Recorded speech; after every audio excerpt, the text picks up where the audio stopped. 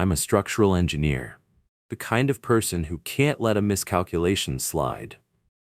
When I bought my house in Denver in March 2023, I couldn't wait to verify the listing specs. Before unpacking or hanging art, I grabbed my tape measure and checked square footage, ceiling heights, wall lengths. The place was a 1960s split level with a finished basement, nothing fancy. But my measurements were off by about 45 square feet. Not a deal breaker, but it gnawed at me. The discrepancy bugged me enough to sketch the floor plan on graph paper. The living room's south wall, with its bulky built-in entertainment center, felt wrong, too deep for the room's proportions. I chalked it up to retro design quirks, but the numbers didn't lie. Behind that wall, the hallway should have extended further. One Saturday, I tapped along the paneling, hollow, not just drywall hollow, but a void. I pulled a shelf off the entertainment unit and spotted seams in the drywall. Clean, deliberate, like something was meant to be hidden. 3 days later, I couldn't resist. With a pry bar, I popped open a panel. It swung inward to a narrow, windowless room. Bare walls, a single exposed bulb, and a faint chemical whiff like disinfectant. Bolted to the ceiling was a camera mount, sturdy and professional.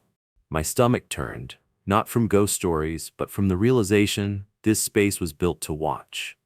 The room was pristine, no dust or cobwebs like it'd been cleaned recently.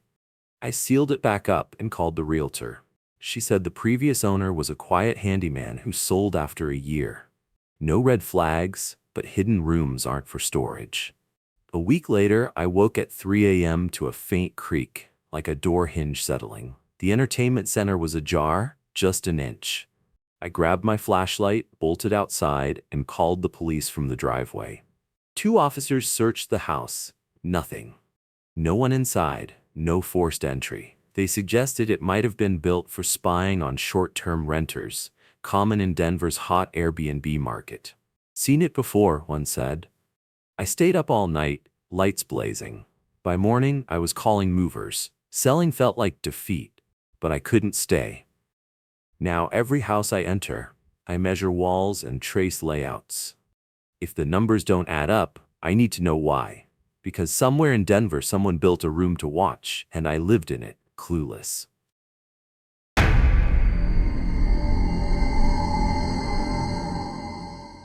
I'm a data analyst, happier crunching numbers than making small talk. When I bought my first house in Raleigh, North Carolina, in June 2023, I craved the solitude. No more noisy upstairs neighbors or surprise landlord visits. The house was a modest 1970s ranch, freshly renovated with new hardwood and paint. I thought it'd be my forever home. The first week was uneventful. Unpacking, grocery runs, late-night walks in the quiet cul-de-sac. But then my neighbor, an older woman pruning roses, called out, "New guy again, huh?"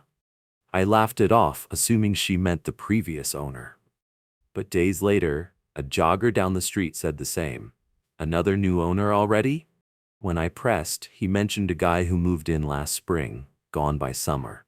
My closing papers showed a real estate firm as the seller. No recent owners. I brushed it off. Neighbors mixed things up. Then came the porch light. One night, working late on my laptop, I noticed the back deck light was on. I hadn't touched the switch. I flicked it off, heart racing, and told myself it was a glitch. But the next day, the same neighbor asked, "You sure you didn't see him?" Tall guy, buzz cut, always on the deck at night, smoking. My gut twisted. I checked property records. Nothing but the firm's name. No trace of a tenant. The weirdness escalated. I started hearing soft thumps from the attic crawl space above my bedroom, deliberate like footsteps. I set out mouse traps. Nothing. Then I noticed missing food. A bag of chips, half a pizza I swore I'd left in the fridge. One night, I woke to the porch light on again and those same attic noises. I grabbed my phone and called a friend to check it out with me. We pulled down the attic hatch. In the flashlight's beam, a sleeping bag, empty water bottles, cigarette stubs, and a clear view through the bedroom vent straight down to my bed. We called the police. They found a loosened attic window, screen off, someone's entry point. Probably a squatter, they said. Old houses like this, they find ways in. No one was there, but the evidence suggested they'd been coming and going for weeks. I didn't sleep there again. I grabbed a hotel, sold the house at a loss, and disclosed the creepy details to buyers. Now, in my new apartment, I check every vent, every attic access, every night. Because once you know someone's been living above you, watching through the cracks, you never feel alone again.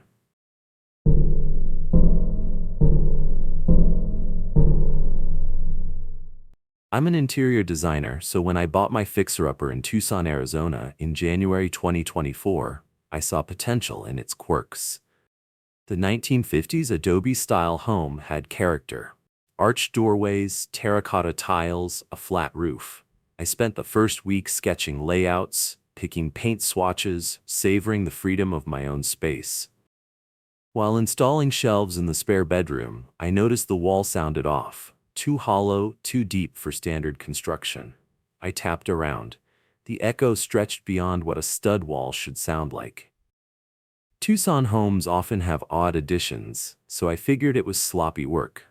But then I started losing things. A yogurt cup, a leftover taco, a single beer from a six-pack, gone from the fridge. I blamed long workdays, but doubt crept in.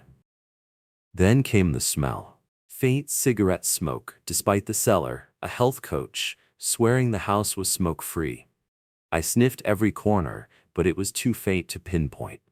One weekend, I decided to carve out a nook in the living room for a custom bookshelf.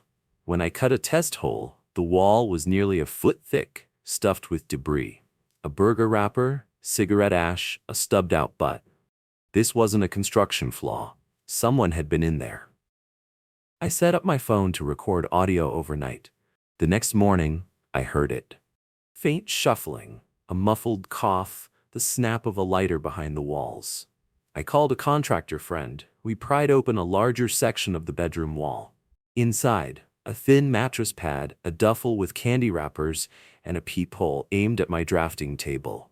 A narrow passage led to the roof's access hatch. Someone had been crawling through my walls. The police found no one, just signs of long-term habitation. Scuff marks, a cracked phone, more wrappers. Transients, they said. They target older homes, slip in during open houses. I checked into a motel that night, lights on, replaying the violation. I sold the house months later, eating the cost of disclosures. Now, wherever I live, I check wall depths, tap for hollows, and shine flashlights into vents. Because once you've heard a stranger breathing in your walls, every creak feels personal.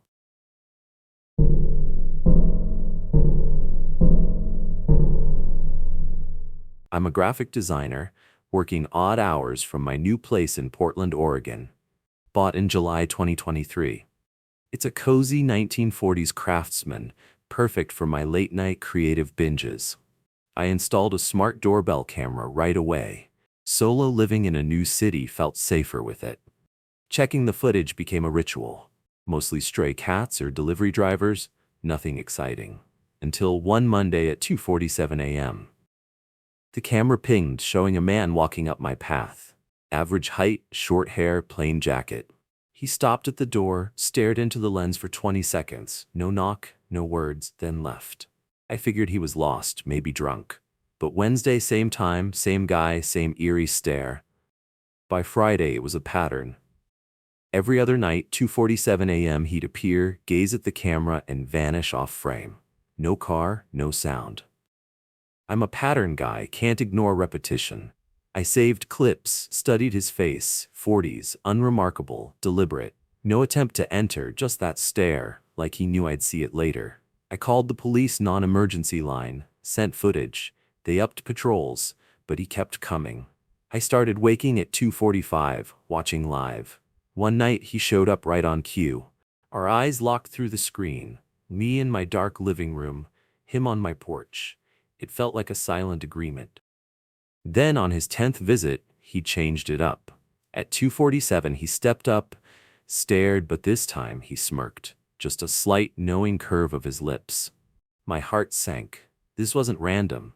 I called 911 while he stood there. Police arrived, he was gone, melted into the night. They searched, found nothing, filed a report.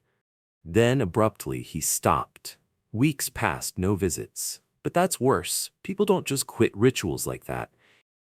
I still wake at 2:45 some nights, checking the live feed expecting his face. I sold the house, moved to a high-rise, but I can't shake that smirk like he was saying, I'll be back. Now, every camera I own runs 24/7, and I never stop looking for patterns. Because once someone makes your home their stage, you're never just a resident. You're prey.